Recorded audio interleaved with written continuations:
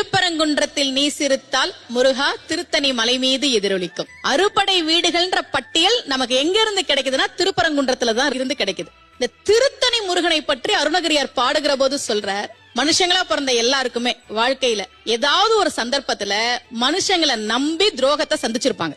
கண்டிப்பா யாருமே இல்லையே என் கூட, நான் நம்பின எல்லாரும் ஏமாத்திட்டாங்களே அப்படின்னு மனசுல விரக்தியோட தனிமையில எங்க போறதுன்னு தெரியாம நீ நடக்கும்போது அருணகிரியார் சொல்றார், திருத்தணியில் உதித்தருளும் ஒருத்தன் மலை விருத்தன துளத்தில் உரை கருத்தன்மையில் நடத்துகுகன் வேலே, தனித்து வழி நடக்கும் எனக்கு வளத்தும் இடத்தும் இரு புறத்தும். நீ தனியா இல்லடா, முருகன் உனக்கு முன்னாடியும் பின்னாடியும் வலது பக்கமும் இடது பக்கமும் கையில வேலோட நான் இருக்கேன்னு வருவான்டான்னு சொன்னார். அதுதான் திருத்தணி முருகன். அந்த பாடல் எழுதியவர் கவிஞர் பூவை செங்குட்டுவன் ஐயா. திருப்பரங்குன்றத்தில் நீ சிரித்தால் முருகா திருத்தணி மலை மீது எதிரொலிக்கும் அப்படின்ற அந்த பாடலை இப்ப